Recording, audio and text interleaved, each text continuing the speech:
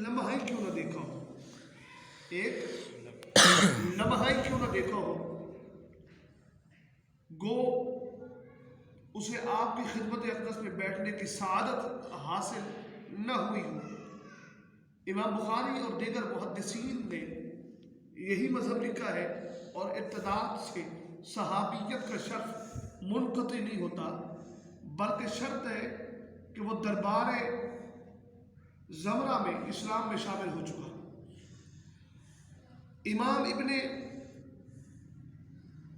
الصلاح علیہ الرحمہ جب نبی کریم صلی اللہ علیہ وسلم دار دنیا سے راہ بقا ہوئے تو اس وقت 1,14,000 صحابہ کرام رضوان اللہ تعالی علیہم اجمعین موجود تھے۔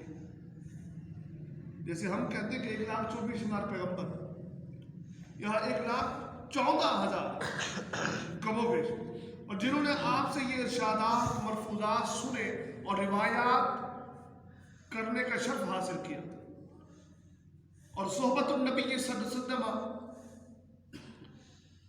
فَإِنْ حَسَنَاتِ صُحْبَةً، بارگاہ نبوت میں ہمہ وقت حاضری اور نبی کریم صلی اللہ علیہ وسلم کی خدمت میں حاضر رہنا مجھے جملہ اعمال سے حسین لگتا ہے۔ اور علامہ طبری بیان کرتے ہیں کہ صدیق اکبر نے 18 سال کی عمر میں آپ کی خدمت میں باقاعدہ رہنا شروع کر دیا تھا۔ تو جو بندہ 18 سال سے مصطفیٰ کے پاس رہ رہا ہو، 18 سال سے رہ رہا ہو، پھر بتائیے نا اس اصحاب پیغمبر کا مقام کتنا اعلیٰ ہوگا۔ اور یہاں پر احادیث کے اندر آتا ہے کہ عن انس رضی اللہ تعالی عنہ عن النبی صلی اللہ علیہ وسلم حب ابی بکر واجب علی امتی، حضرت انس رضی اللہ تعالی عنہ روایت کر رہے ہیں، فرماتے ہیں کہ میرے نبی نے فرمایا کہ صدیق اکبر کی محبت میری امت پر واجب ہے۔ اگر واجب چھوٹ جائے تو ہم گناہ گار ہو جاتے ہیں، جیسے وتر واجب ہے، واجب چھوٹ جائے تو ہم گناہ گار ہو جاتے ہیں۔ آقا فرماتے ہیں صدیق اکبر رضی اللہ عنہ کی جو محبت ہے امت مصطفیٰ پر واجب ہے کہ میری امت صدیق اکبر سے پیار کرے۔ آج کل کے کچھ جاہل، بے ادب، گستاخ، دجالی فرقے بنے ہوئے ہیں جو صدیق اکبر کو بھونکتے نظر آتے ہیں، اور آقا کریم علیہ السلام یہ فرما رہے ہیں کہ میری امت پر واجب ہے۔ اس کا مطلب جو صدیق کو بھونکے وہ مصطفیٰ کی امت ہی نہیں ہے، وہ حضور کی امت ہی نہیں ہے۔ امتی تو وہی ہے نا جو صدیق اکبر سے پیار کرنا جانتا ہو، جو صدیق سے عشق کرنا جانتا ہو۔ پھر حدیث سماعت کیجئے گا، ان عمر عن النبی صلی اللہ علیہ وسلم لما کانت اللیلہ لیل النبی ولد فیہا ابو بکر تجلی ربکم علی جنات عدن فقال عزتی وجلالی لأدخلک الا من احب هذا المولود۔ سیدہ فاروق اعظم رضی اللہ عنہ سے مروی ہے، آپ نے فرمایا کہ میرے آقا کریم علیہ السلام نے فرمایا جس رات حضرت ابوبکر صدیق پیدا ہوئے تمہارے رب عز و جل نے جنات عدن کو اپنے خاص تجلی سے نوازا ہے، جنت کو خاص تجلی سے نوازا، اور شاید فرمایا کہ مجھے اپنی عزت و جلال کی قسم تیرے اندر صرف وہی داخل ہوگا، تیرے اندر صرف وہی داخل ہوگا جو اس سے پیار کرے گا، جو اس سے پیار کرے گا۔ مطلب تیرے اندر اللہ فرما رہا ہے جو تیرے اندر داخل ہوگا وہ صدیق کا بھی یار ہوگا، اس کے دل میں صدیق اکبر کی محبت ہوگی۔ یہ نبی اللہ رب العالمین نے خود فرمایا، اور میرے آقا کریم علیہ السلام نے ارشاد فرمایا۔ حضرت جابر بن عبداللہ رضی اللہ عنہ فرماتے ہیں کہ ہم نبی کریم صلی اللہ علیہ وسلم کی خدمت اقدس میں حاضر تھے، آپ نے فرمایا تمہارے سامنے ابھی وہ ایک شخص ظاہر ہوگا جسے اللہ نے میرے بعد تمہارے لیے سب سے افضل اور بہتر تخلیق فرمایا ہے، سب سے بہتر تخلیق، اور اس کی شفاعت انبیاء کرام جیسی ہوگی۔ جیسے ہی آپ نے اپنا کلام مکمل کیا تو میرے مصطفیٰ کی بارگاہ میں حضرت ابوبکر صدیق رضی اللہ تعالیٰ جلوہ گر ہوئے، سید عالم دیکھتے ہی فرحت محبت سے کھڑے ہوئے اور آپ کو چوم لیا ہے میرے مصطفیٰ نے۔ جسے خود مصطفیٰ چومے تو پھر صدیق اکبر کا اعلیٰ مرتبہ اور رتبہ کتنا بلند و بالا ہوگا۔ اور فرمایا یطلع علیکم رجلا لم يخلق اللہ بعد احدا خیرا امنا ولا افضل ولا شفاعا كشفاعة نبيين فطلع ابو بکر فقام الیہ النبی صلی اللہ علیہ وسلم فقبلہ. حضرت علی اور مرتضیٰ بیان فرماتے ہیں کہ حضور نے فرمایا قیامت کے دن ندا کرنے والا ندا کرے گا کہ این السابقون الاولون، اور فقال من السابقون الاولون کہاں ہے؟ عرض کیا گیا کون؟ فرمایا این ابو بکر، اور ابو بکر کہاں ہے قیامت کے دن؟ ابو بکر کہاں ہے؟ پوچھا جائے کیوں؟ فرمایا فتجل اللہ، آئے آئے فتجل اللہ لہو خاصتا وللناس عاما، اس لیے کہ اللہ رب العالمین نے انہیں خصوصی تجلی سے سرفراز فرمائے گا، خصوصی تجلی سے نوازے گا، اور بلکہ دیگر لوگوں کے لیے عام تجلی ہوگی، صدیق اکبر کے لیے خاص تجلی ہوگی. کتنا اعلیٰ مقام ہے. عام بندے کے لیے عام تجلی ہے کہ یار غار مصطفیٰ کے لیے، یار مزار مصطفیٰ کے لیے اتنی شان و بلند و بالا. اور آج کل کا وہ مرزا جہنمی جو نیٹ پر سوشل میڈیا پر بڑا چھایا ہوا ہے، وہ بھی پیغام سنے. اس نے کہا جی یہ بابوں نے بنا رکھا ہے، یہ بابوں نے بنا رکھا ہے. یہ واقعہ حدیث کے اندر نہیں ہے کہ صدیق اکبر نے جب وصال ہوا تو آپ نے وصیت کی. اور میں نے کہا جاہل گستاخ، تو کیا پوچھتا ہے؟ تو ایک کتب کی بات کرتا ہے، آج تجھے میں 10 کتب حدیث کے اندر دکھاتا ہوں کہ واقعہ ہے یا نہیں ہے، پھر بات کرنا. صدیق اکبر پر انگلی اٹھانا ذات مصطفیٰ پر انگلی اٹھانا ہے.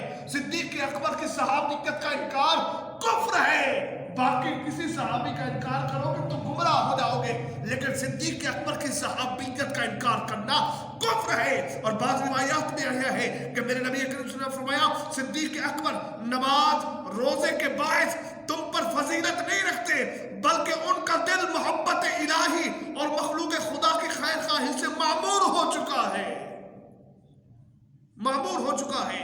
اور بخاری شریف کے اندر یہ واقعہ موجود ہے. اور یہاں بات ختم نہیں ہوئی، یہاں بات ختم نہیں ہوئی. شب معراج آقا کریم علیہ الصلوۃ والسلام نے مالا الاعلیٰ میں جبریل سے فرمایا جبریل میری امت کا بھی حساب ہوگا، جبریل میری امت کا بھی حساب ہوگا. انہوں نے کہا ہاں البتہ حضرت ابوبکر صدیق کا حساب نہ ہوگا. اور جس کا حساب نہ لیا جائے وہ صدیق اکبر ہے. جب ان سے کہا جائے گا جنت میں تشریف لے جائیے، وہ عرض گزار ہوں گے میں جنت میں نہیں جاؤں گا جب تک وہ تمام لوگ جنت میں داخل نہ ہو جائے جو دنیا میں میری محبت کے ساتھ رہتے تھے. آئے آئے جو صدیق سے پیار کرتا ہے صدیق اس سے پیار کر لیتے ہیں، اور جو صدیق سے پیار کرتا ہے میرے آقا خود فرماتے ہیں صدیق جو تجھے یار بنائے گا وہ مجھے بھی یار بنائے گا، میں اس کی محبت کی گواہی دوں گا. اب فرمایا پھر حدیث کے اندر آتا ہے قال عمر رضی اللہ تعالی عنہ ودت انی شعرتن فی شعر ابی بکر.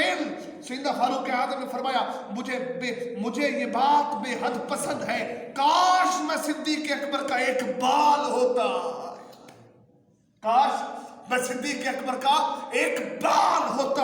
اور میری آرزو ہے کہ جنت میں ابو بکر صدیق کے منازل ملاحظہ کرتا، کہ صدیق اکبر کے مقام کو دیکھتا، ان کی عظمتوں کو دیکھتا، ان کے شان اور ان کے مرتبے ان کے مقام کو دیکھتا. یہ عظمت ہے سیدنا صدیق اکبر کی. تو اور سے سیدنا صدیق اکبر ہم منا رہے ہیں، ایسے نہیں منا رہے ہیں. اور یہاں پر بڑی حضرت حذیفہ ہی مروی ہے کہ ایک دن حضور نبی کریم تاجدار بطحا صلی اللہ علیہ وسلم نے صبح کی نماز پڑھائی، پھر کھڑے ہو کر پوچھا این ابو بکر. آئے آقا پوچھ رہے ہیں این ابو بکر. قال لبیک یا رسول اللہ حاضر ہوں، قال لبیک یا رسول اللہ حاضر ہوں. آپ نے فرمایا آپ نے پہلی رکعت پائی. عرض کیا میں پہلی صف اور پہلی رکعت میں شامل ہوا. بعد وضو کے بارے میں مجھے وسوسہ ہوا کہ جب میں صف سے نکل کر مسجد کے دروازے پر آواز آیا تو حاتب غیبی نے آواز دی کہ ادھر توجہ کرے. میں نے ادھر دیکھا ہے سونے کی ایک پلیٹ نظر آئی ہے جس میں نہایت صاف شفاف پاکیزہ پانی تھا جو برف سے زیادہ سفید تھا اور شہد سے زیادہ طیب و طاہر تھا، اسے ایک رومال سے ڈھانپ دیا گیا اور جس میں لکھا ہوا تھا، سن لیجئے کہ لا الہ الا اللہ محمد الرسول اللہ صلی اللہ علیہ وسلم ابو بکر صدیق۔ پھر میں نے وضو کیا، اسی طرح رومال سے ڈھانپ دیا۔ پھر نبی کریم صلی اللہ علیہ وسلم نے فرمایا جب میں قرات سے فارغ ہوا تو رکوع کے لیے اپنے گھٹنوں پر لے گیا، مگر رکوع نہ کر سکا جب تک آپ نہ آئے۔ تمہیں جبریل علیہ السلام نے وضو کرایا، میکائیل نے رومال دیا، اسرافیل نے میرا گھٹنا پکڑ کے رکھا۔ یہ مقام صدیق اکبر کی بات ہے، یہ شان صدیق اکبر کی بات ہے۔ حضرت مصنف فرماتے ہیں بڑی اعلیٰ ہے، وضاحت سماعت کی حدیث کے اندر موجود ہے، فرماتے ہیں دیکھا ہے شجر طوبہ کے نیچے، شجر طوبہ جنت کے اندر درخت ہے، شجر طوبہ کے نیچے فرشتوں کا اجتماع ہوا، وہاں ایک فرشتے نے اپنی آرزو کا اس طرح اظہار کیا۔ کیا کیا؟ فرمایا اچھا ہو کہ اللہ تعالیٰ مجھے 1000 فرشتوں جیسی قوت عطا فرمائے اور 1000 پرندوں کے پر میں جنت میں پرواز کروں، یہاں تک کہ اس کی آخری حد کو چھو لوں۔ اللہ رب العالمین نے اس کی یہ خواہش کے مطابق طاقت عنایت فرمائی، پھر اس نے جنت کی پیمائش کے لیے پرواز شروع کی، 1000 سال تک اڑتا رہا، آخرکار تھک ہار کر پروں سے ہاتھ دھو بیٹھا، اللہ نے دوبارہ اسے وہی طاقت عطا فرمائی، تو پھر وہ 1000 سال تک محو پرواز رہا، یہاں تک اس پر کمزوری کے باعث گر پڑا، تیسری بار پھر اللہ نے اسے طاقت سے نوازا، پھر پرواز کرنے لگا، یہاں تک کہ 1000 سال تک پرواز میں رہا۔ پروں نے پھر بھی جواب دے دیا اور جنت کے ایک محل کے دروازے پر روتا ہوا گر پڑا۔ محل میں سے ایک حور نے جھانک کر دیکھا تو کہا تم کیوں رو رہے ہو؟